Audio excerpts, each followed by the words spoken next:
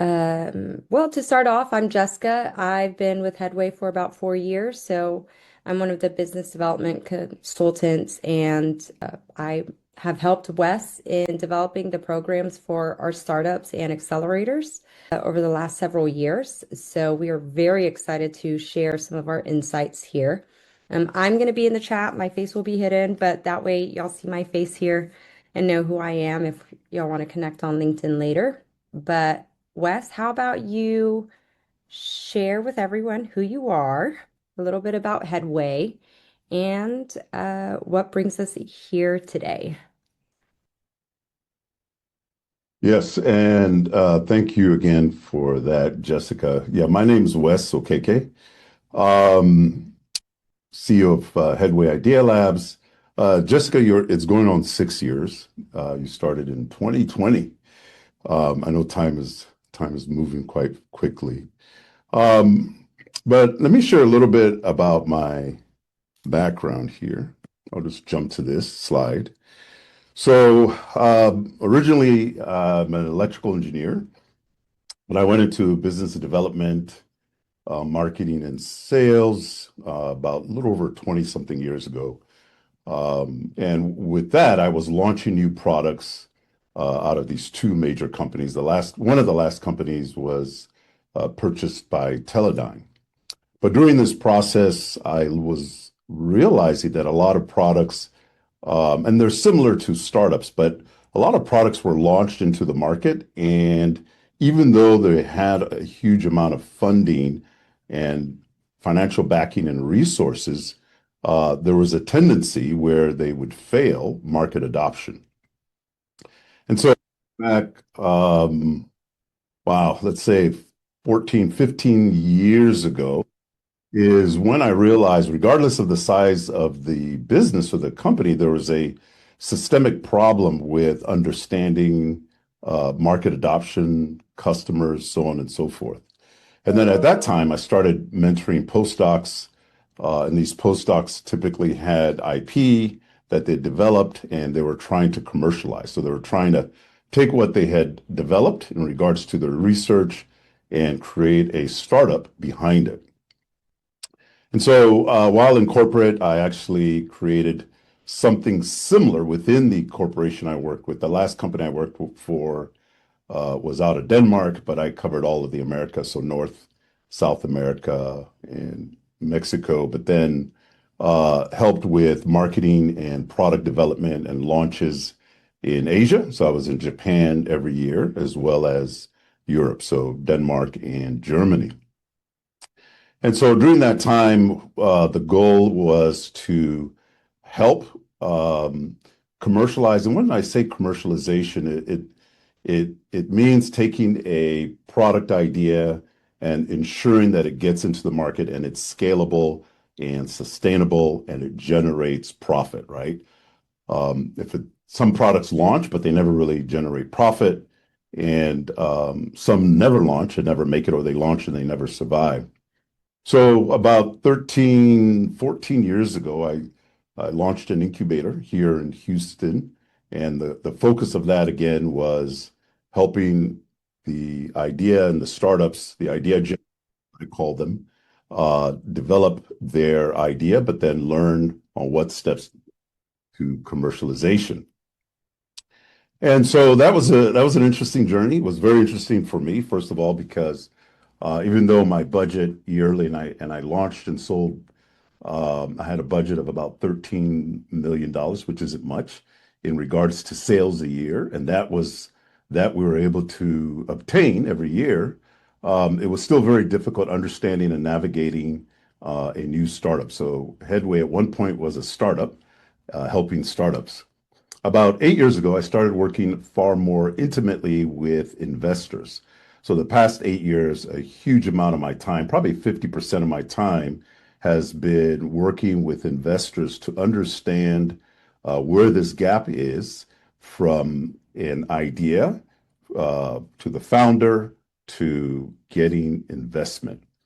And so it's been an interesting and a very educational journey. And as I realized, because I've spoken at most of the universities here in Houston on entrepreneurship.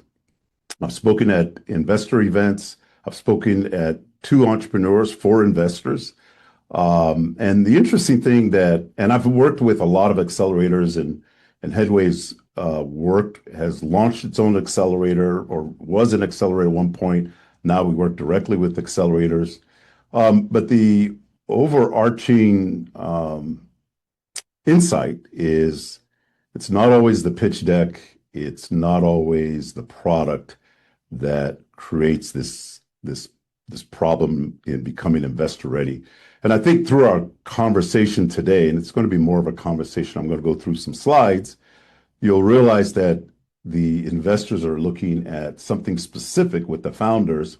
And yes, all the other components are very, very necessary, but there's some components that are absolutely a win or a no-go. And so to start off, the current challenge for accelerators is what I call it. But I've done this talk many, many times regarding, and I have this infographic here, and it shows on top startup founders. So there's tons of startup founders, and then there's investor criteria, and very few founders actually make it. But at the bottom part, you got hungry investors. So investors are always reaching out to me. Hey, Wes, do you have any startups? One of the largest investor group here in Houston is gosh, anyway, the gentleman's name is Heath Butler, Mercury Fund. So Mercury Fund, they have about a $1 billion fund here in Houston. If you go to our website, you'll see him there because he's a very good friend and he's also an advisor to Headway. But he travels the country. I mean, Heath is busy. He's on probably 3 weeks, 2 to 3 weeks a month, searching for startups that are investor ready. And yes, he goes to the accelerators, but he feels like he's not getting enough from the accelerators in regards to the qualification of what they are looking for startups. So he travels all over the US. Sometimes he goes out of the country, and they're looking for something specific. And we'll talk through some of that. And hopefully, if you're a startup or you're working with startups, this will help you potentially reframe your approach. I mentioned on here also graduation masks the fact that many startups aren't investable. And so with the countless accelerators I've worked with, towards the end of the accelerator program, you can tell there's a lot of emphasis on the deck, the pitch deck and what it looks like, and making sure the founders are able to speak clearly, authentically, and are able to place a good amount of attention on what they're able to do, the pain they're able to do, and so on and so forth. But many founders leave with a deck, but not a strategic foundation. And so understanding this, the gap isn't because of knowledge. In other words, it's not because they don't know enough. It's rooted in the transformation of the founder. So, and I'll talk a little bit more about that so that, again, if you're a startup or if you're working with startups, hopefully you'll make a slight shift on how to help your startups become investor ready and become investable. We've learned that startups don't fail because they lack ideas. They fail because the founder hasn't yet become the kind of leader their idea needs. And that is very, very critical. And you're going to hear me talk a lot about that during this session. Jessica, if you can kindly also let me know, probably in 20 minutes or 15 to 20 minutes, hey, Wes, you've gone long enough. And that will help me speed through anything I need to speed through.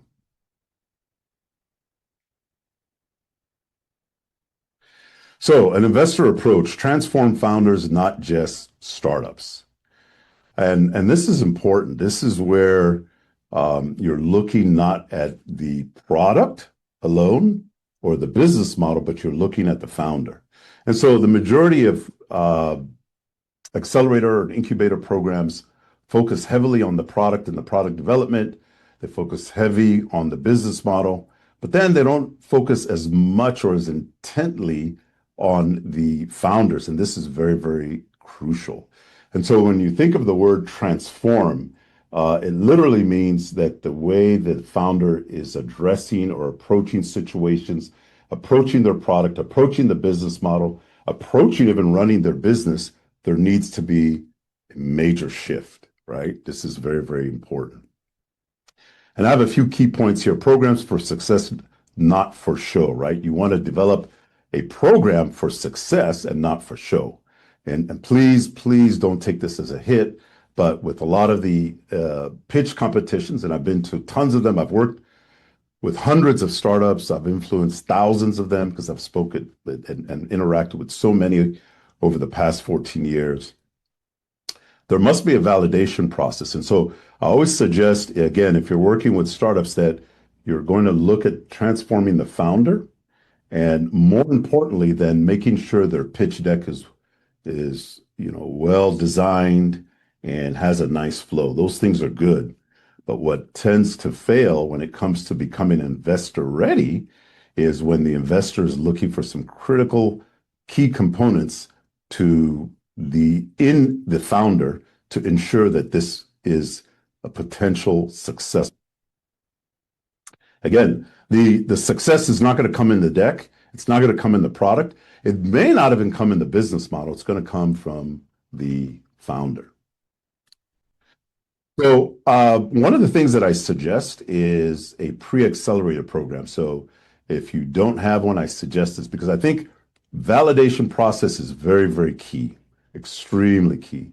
And this is where we see accelerators or incubators will look at a bunch of pitch decks, and depending on the size or the number of applications you receive, it could be a very, very strong valuation or it could be very weak. In other words, you're going through these very quickly, you're asking some basic questions, and based on the product or the size of the team or the qualifications of the team, when I say qualifications, I mean their skills or their educational background, it's a go or it's a no-go, right? And so what I always suggest is having a pre-accelerator program that your startups start going through before they even apply, right? And this weeds out them, this strengthens some of them, this helps them get prepared for entering your cohort and your program.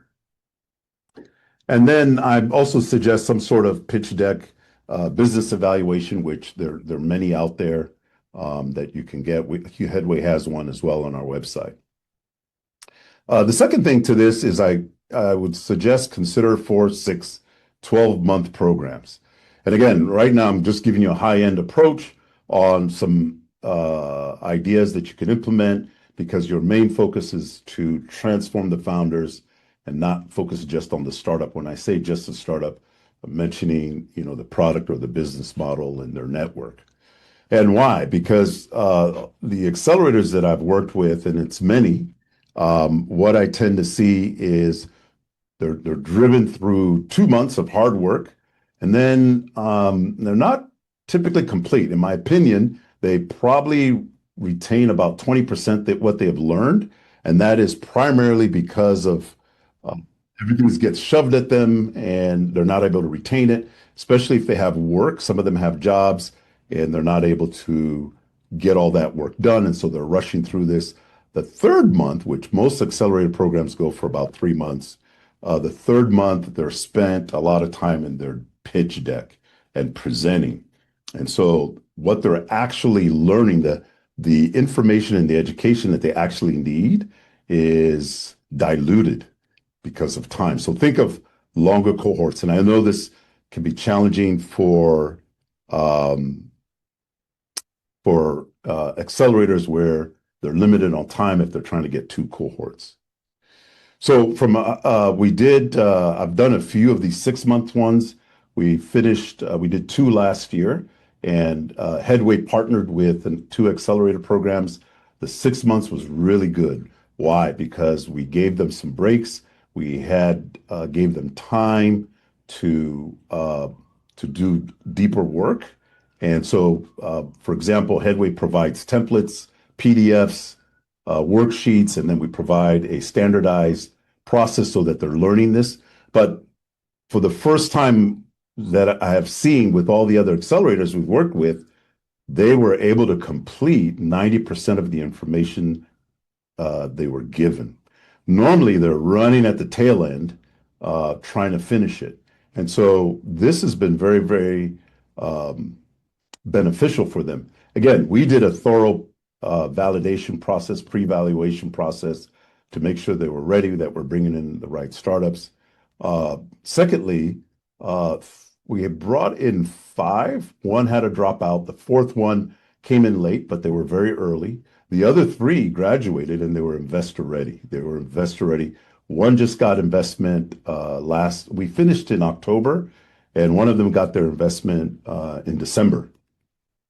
And the other two will tell you that they're on point, and they're confident. They're meeting with investors, so on and so forth. And then lastly here, designed to strengthen cohorts, raise success rates, and attract investors. So that is where your focus needs to be. I want to strengthen my cohort, which is, again, not everybody uses that term cohort, but a cohort is your group of startups. You want to make sure you're raising success rate, and that takes a little bit of time, but you want to make sure you're bringing in the right programming to do that, and a program that is going to attract investors. And it's far more, if you're understanding what I'm saying, it's far more than just the pitch deck. What are investors really looking for? Team. They're looking at the team first, being self-aware, coachable, strategically aligned. Secondly, they're looking at the business model, clear path to revenue and scalability. Third, the product, validated solution to a clear pain, not just a prototype. Why is this important? Now think about this. If you have an A plus product, if you have an A business model, but you have a C plus team, there's a high percentage that's going to die. If you have an A team, a B business model, and a C plus product, and when I use the word C plus, that means I'm giving it kind of a grade, there's a high potential of success. And so investors, they look at the product, wow, this is exciting. They look at the business model, wow. Then they look at the team. And they're not looking at just the skills and the education, because sometimes we have great teams with great backgrounds, great education. But when it comes to these key things, these things are go or no go. And I've talked to countless of investors. The self-aware is the number one thing. If the founders are not self-aware, in other words, if they're not aware of where their blind spots are, their weaknesses, in other words, things that you tell them, they're really not good listeners, and you know the ones that are like that, they're not really paying attention or they're arguing. It doesn't matter if the business model is an A, the product is an A, the investor says no go. Because they know that this person or people are going to make decisions that is going to be counterproductive to the success of the business. And an investor's number one thought process is, where are the key risks?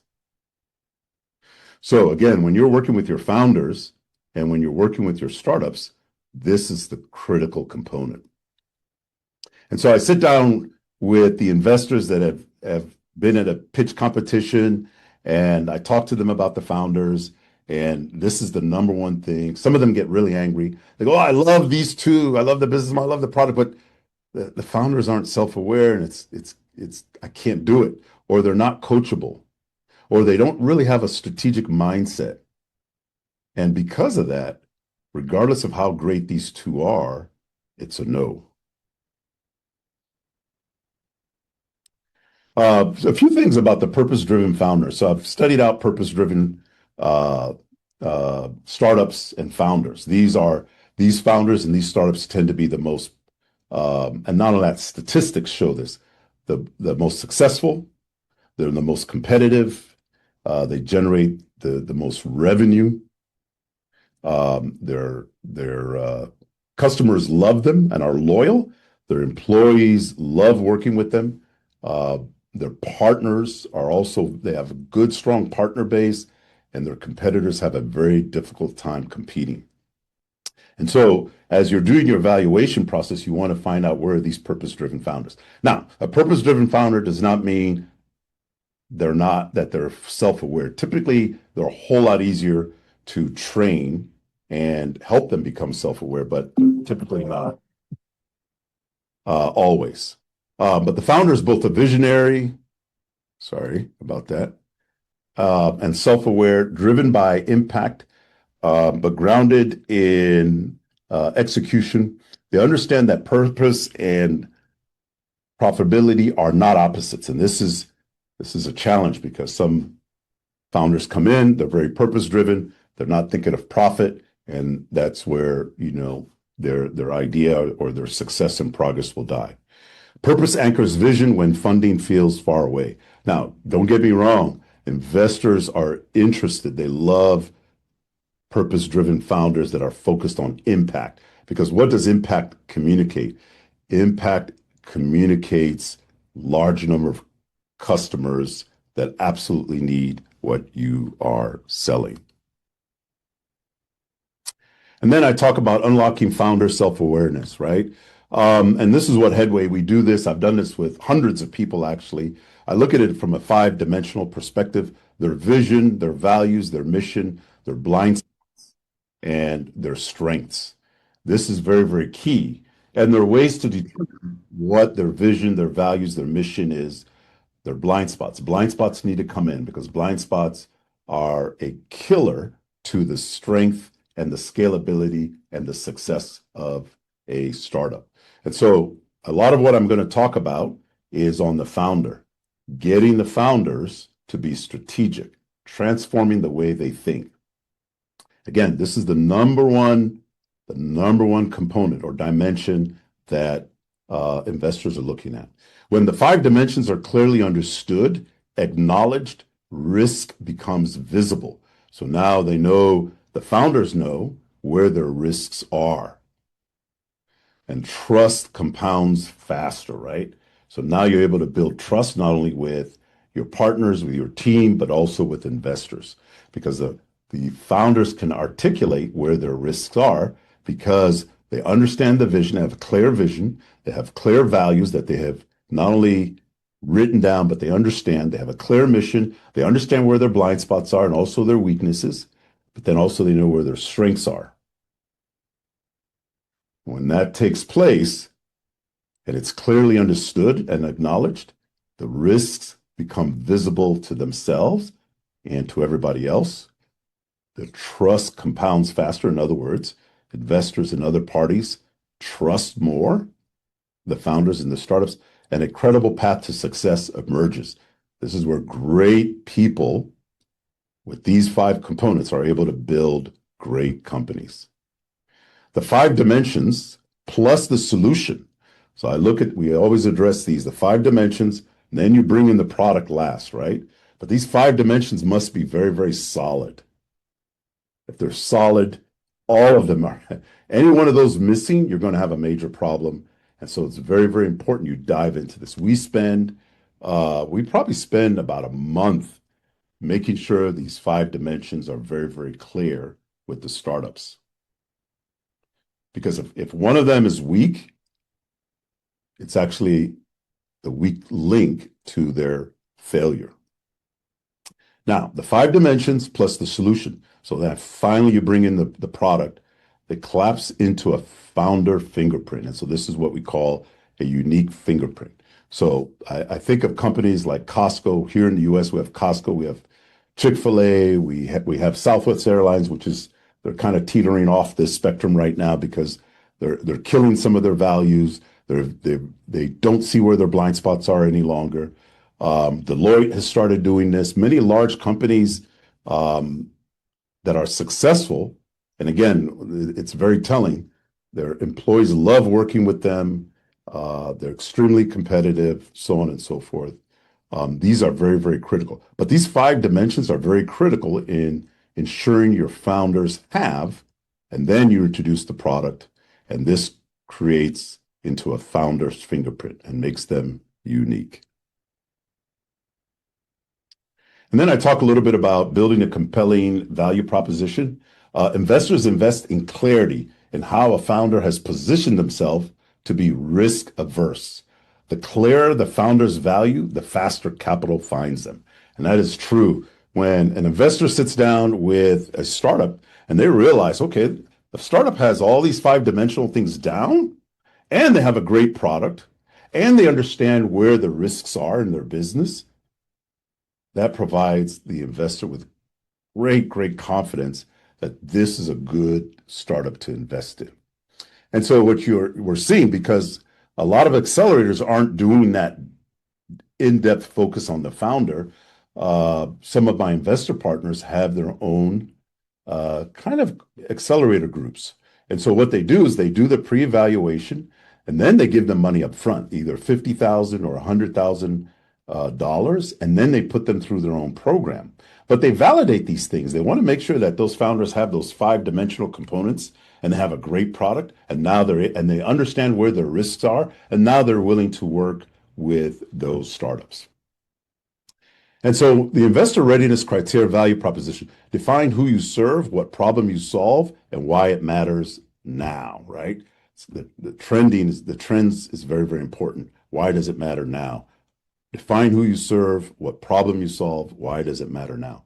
Create clear differentiation through IP, intellectual property or patents, exclusivity, why you have an exclusive to the market or to your product, or unique insight. So some people have unique insight, something they're delivering that no one else has. Give investors metrics that ground the decision and a story that justifies the risk. Here's why you should take the risk on what we're doing. And founders need to be able to articulate and speak on that confidently. They have the five dimensions down, and they have the right product. They understand where their risks are. They're very coachable. They have a clear vision, a clear mission. They have the values, because the values are when we work with founders, we make sure they utilize the values to provide customer relationships, because a customer needs to experience the values that you hold. Anyway, there are many different things on how to implement these five dimensions, but the investors need to see metrics that ground the decision and the story that justifies take the risk. Measurable progress builds emotional confidence.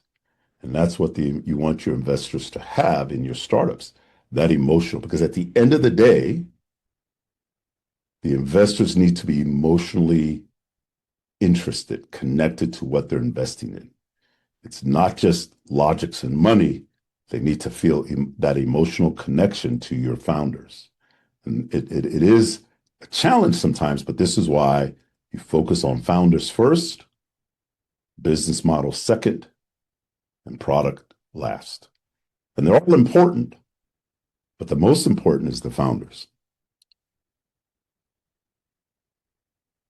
So from idea to investor strategic business model, key points: align your product design, customer experience, market delivery, validate through early adopters and small wins. Early adopters are very key. I only bring this up in this webinar because a lot of startups that have gone through accelerators have discussions regarding early adopters. Early adopters are extremely important to the product and to the company's success. And a lot of accelerators or cohorts don't focus on that enough. And it helps them achieve small wins. Refine until the business model speaks investor language, scalability, defensibility, and growth. Right? This is very important.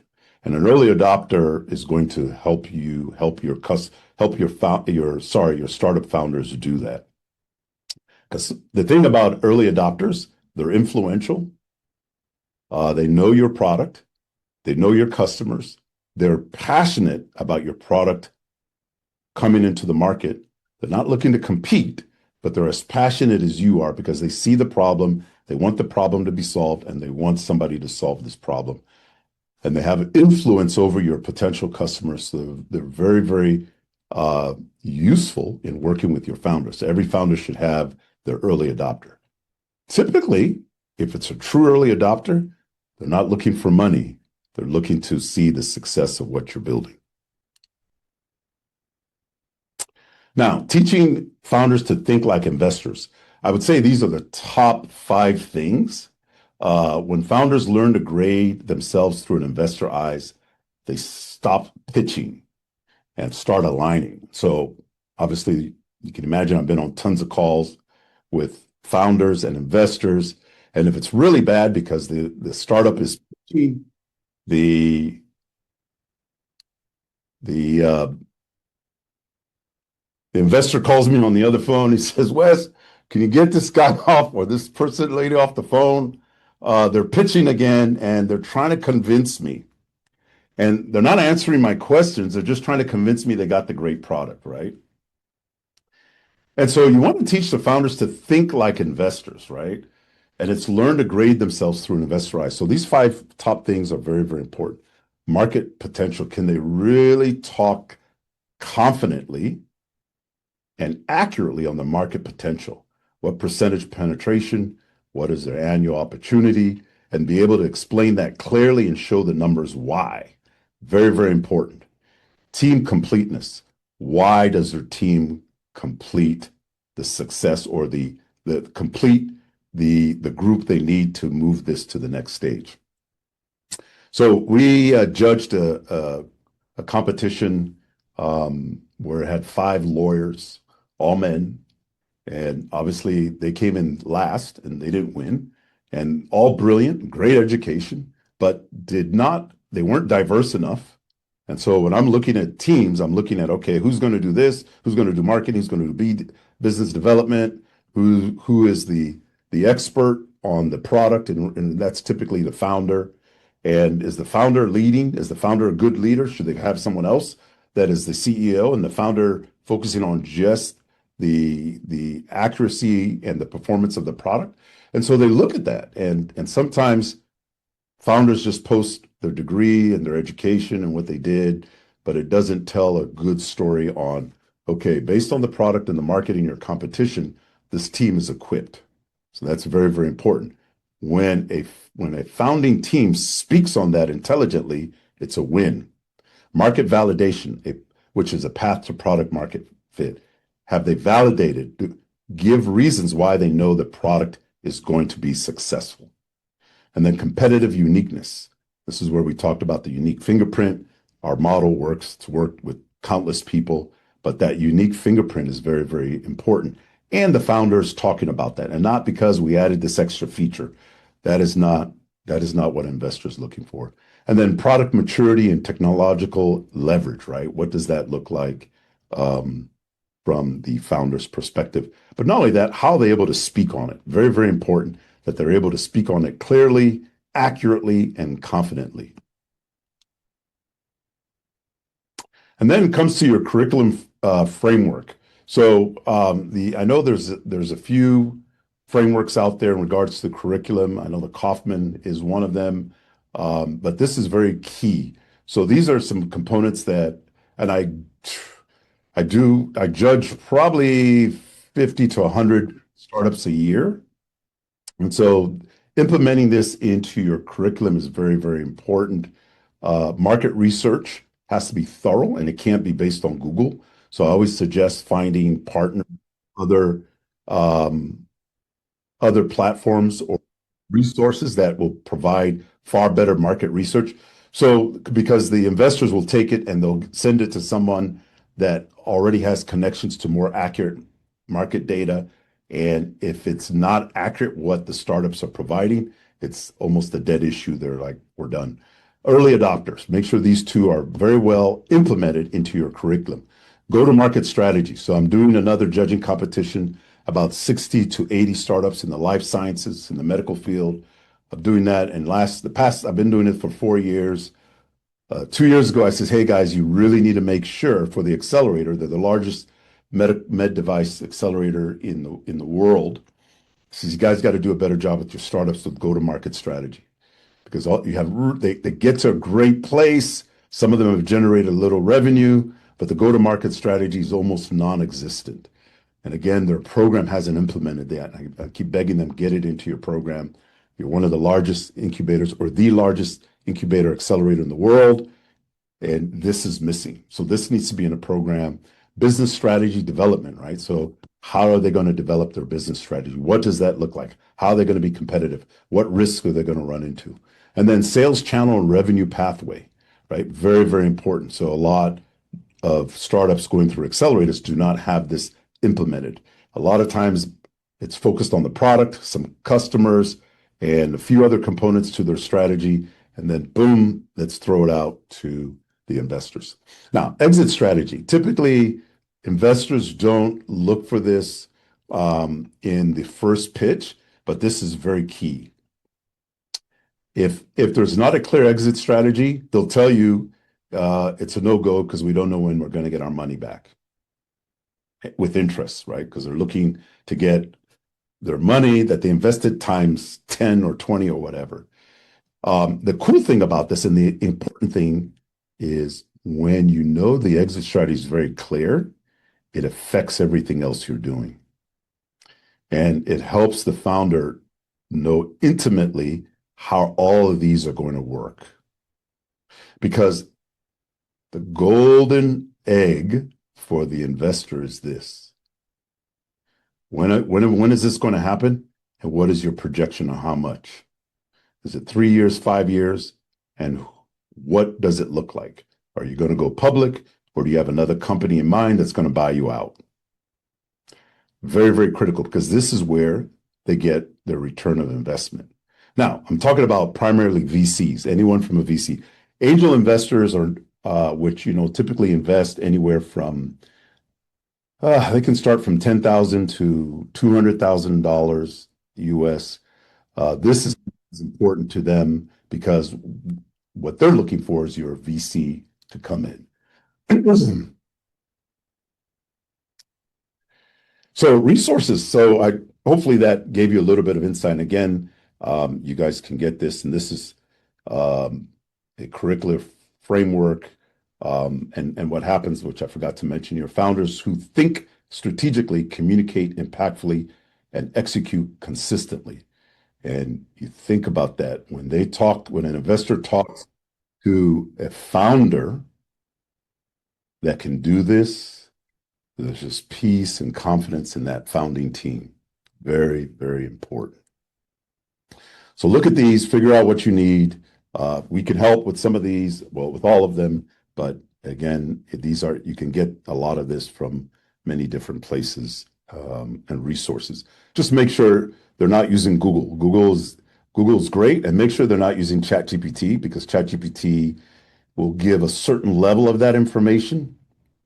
And so one of our partners is called Intelligence, and they have extremely good rates to get all this information. So they have spent the money and they've partnered with all the reputable research companies that have this accurate data, opposed to pulling it off ChatGPT will give you some, but you can't always guarantee the accuracy of the data. Now, resources. These are resources that I would suggest that you can also implement. It'll help your cohort run smooth. Founder operating system, standardized playbooks and templates. So this is very useful. So when an accelerator or incubator has templates and processes, so what headway we provide to some of our accelerators and startups is we make sure they got the templates, all the templates for all the work. It's good. You can find templates out there as well, but you want all your founders to address every task, every research the exact same way. It's going to be so much easier for the accelerator managers to monitor and grade and evaluate. And then videos and guidelines, right? So here's how we want you to go through this exercise, making sure it's very specific and giving everyone the same amount of specific direction necessary. And so a lot of accelerators don't do this. They'll say, okay, here's what a go-to-market strategy looks like. And everybody runs out, the startups run out, and they try to figure it out themselves. They use different resources for their data. They come back with different reports and different answers, and it's not standardized. So that first resource is standardization, guides, videos, and then templates. That makes it run smooth for everyone, and it helps the startups incredibly understand how to get the information and the training to become investor ready. And then centralized knowledge and async communication tools, and these are Notion, Coda, these are project management tools that I strongly suggest accelerators and incubators or innovation hubs use. And Slack, you need something that is a platform that communication can take place. A lot of accelerators will have multiple different applications they're using to communicate. And again, that typically only stresses the startup in the development of what they're doing and this whole acceleration process or incubation process.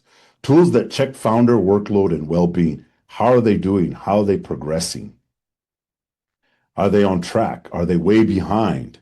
Are they accurate? So one thing we do in our platform is we provide tests after a module, right? We want to make sure that they understood what they just learned.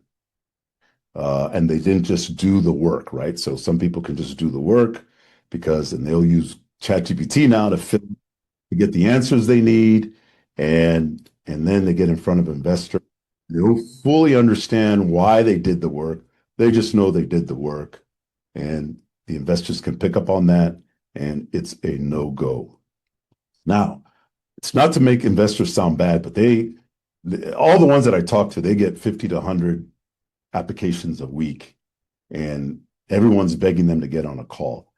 I have done a little bit of investment, but I'm tied to all these investors, and I'm always having people reaching out to me. Hey, Wes, give me a little bit of your time, give me a little bit of your time. And 90-something% of these startups aren't ready. And I have to send them off to accelerators because we don't typically work with startups directly. And then the last part to this in regards to resources, clear timelines, office hours, reasonable expectations. Help everyone manage their time and avoid stress. The more stress, the higher the failure rate, because they're really not learning what they need to learn in the time they're giving. So what we've done when we work with accelerators, we'll offer office hours so that the startups can get certain questions. Every team's at a different stage. Every team understands different things differently. Some come in with good, solid marketing experience. Some come in with some business experience, and some don't. And so trying to drive everybody at the same speed without a lot of these resources in place is a sure win for failure and not being investor ready. And again, we're transforming the mind of the founders first and everything else second and third. I'm almost done here. Here's the Headway approach: strategic, network, proven, curriculum, impact. I'm just giving a little bit of a talk on Headway because I'm done here. We're not another startup training program. We're a transformational system designed to scale purpose, leadership, and capital access. So we do have our own partnership with a investor network. The other thing that I'm going to strongly suggest is global vision, and this helps not only the founders, but it also helps the investors look at the founders from a different perspective. Encourage founders to innovate within their culture, economic and social ecosystems, and also political. And what does that mean?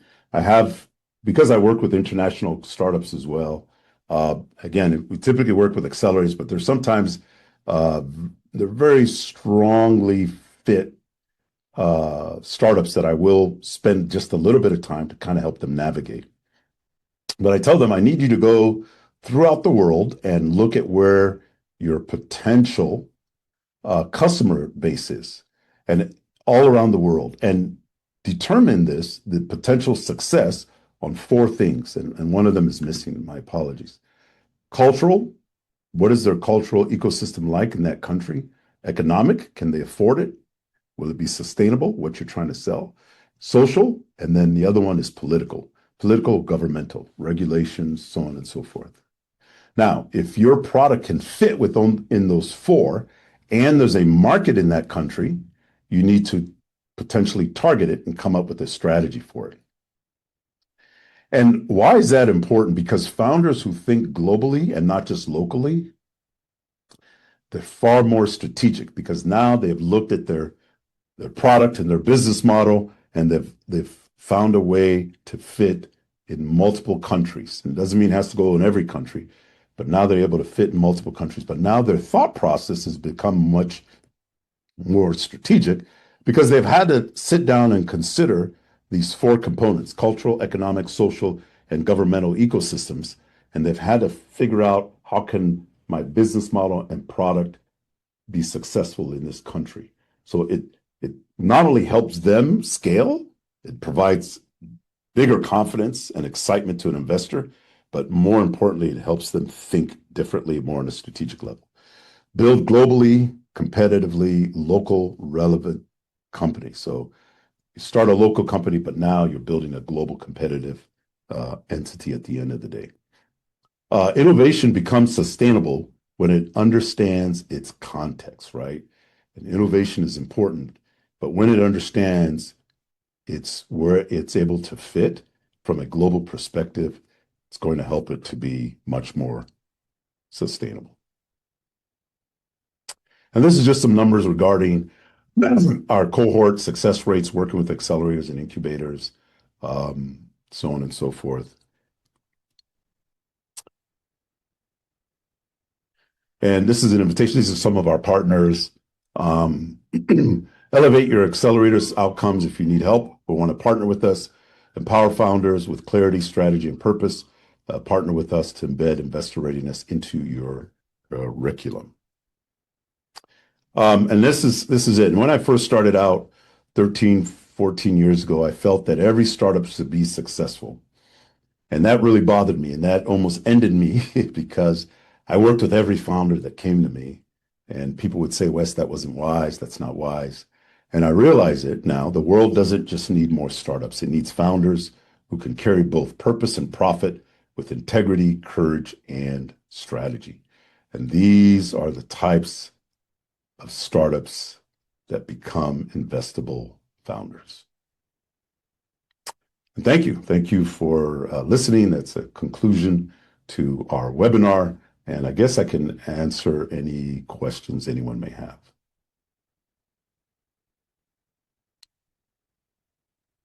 There's one in the chat by Lillian. Hi, Lillian. What role should investors play in curriculum design, not just demo days?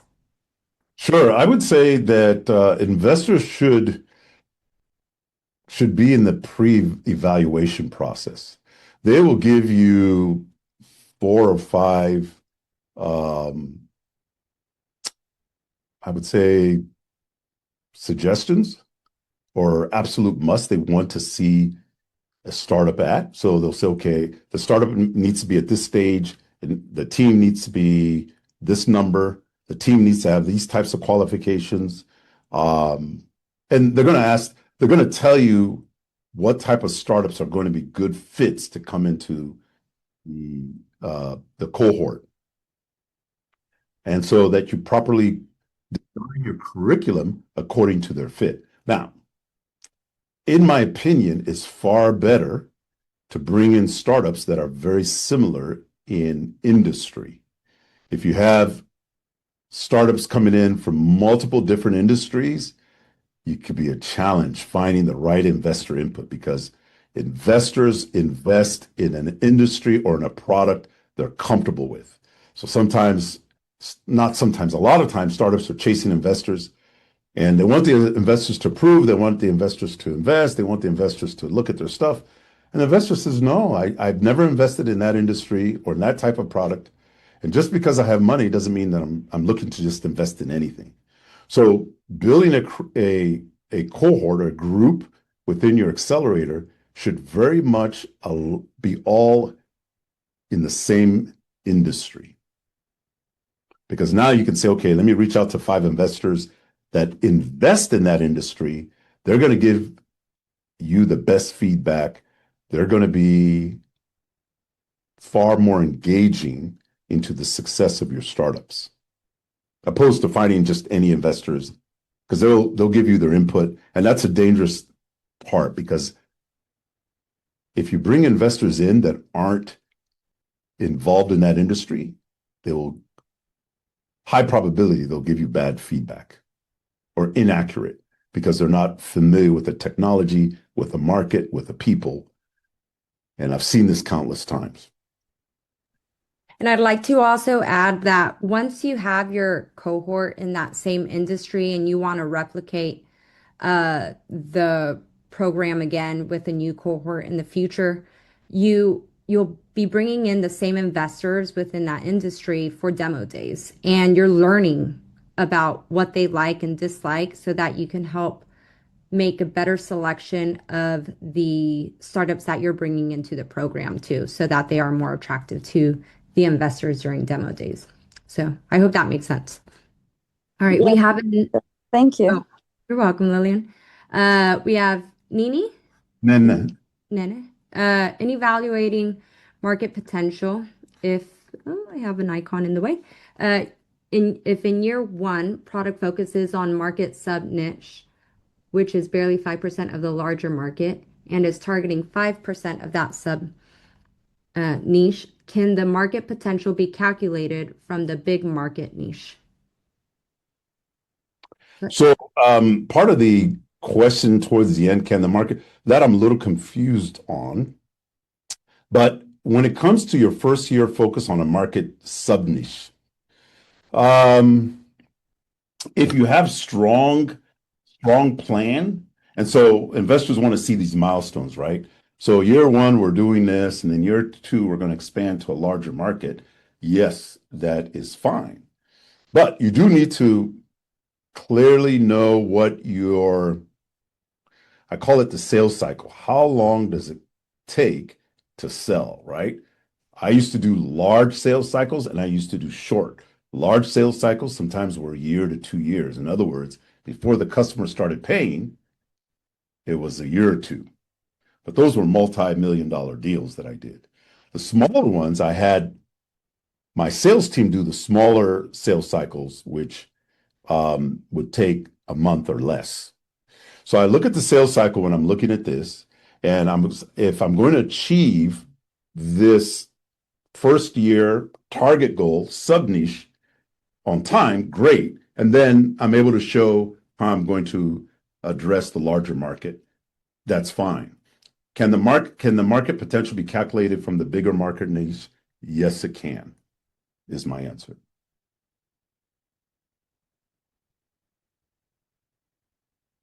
And I'll put my email here just in case you want to ask another question directly, and I can answer. It's actually on the screen. Any other questions? Any comments? Any thoughts? Anything you may have seen differently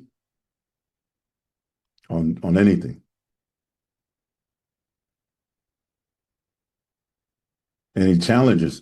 Yeah, that's a good one. Any challenges you're running into right now? Hi. Hi. Hello. Yes. Yeah, this is Lillian. Thank you, Wes, for that response. Thank you, Jessica. Good to connect with you again. So for me, I think my key takeaway here is before planning any accelerator or pre-accelerator, I would call it, I think for me is to actually look out for the investors that are willing to invest. I think that should be one of the tasks I'll put as my priority before getting the startups together, because that would actually determine the kind of investments, that will be going into this startup. So for me, I'll be putting that into much more consideration this year. Thank you very much. Sure. And it works both ways very good. One, you Yeah. can investor partners when you're reaching out and you want patients to come in. Two, it helps you evaluate the startups far more strictly and in alignment to the investors. Yeah. And so saying, okay, here's our investor partners, and these investor partners are aligned in your industry, that's really good promotion for you. And investors are going to appreciate it, that you're bringing companies that they would potentially invest in and that they like. Because they don't like, Okay. yeah. Thank you.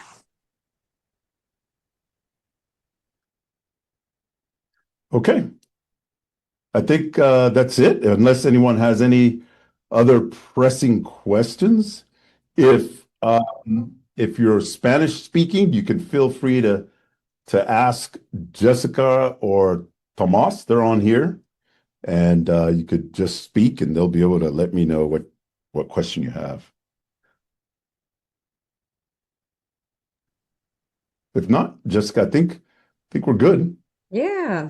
Well, thank you. Let's see. We have one you. Let me just double check. Okay, perfect. Yeah, thank you so much all for joining us today. We're going to be sending out this recording to everyone who joined and those who did RSVP but couldn't make it out. We love problem solving, and even if you didn't have any questions here in terms of challenges, or if you'd like us to, give you some thoughts on your program and how you're designing it or want to make it better, let's get on a chat. I'd love to help y'all. We'd love to help y'all. There's so many brains at Headway that we just love helping people. So um, if that's yeah. Uh, I guess that's it. Thank you guys. And again, I just put also Jessica's email in the chat if you want to grab that email as well, in case you want to reach out to her instead of me. And thank you, Nene, for your email as well. Thank you guys, and look forward to staying in touch. Take care.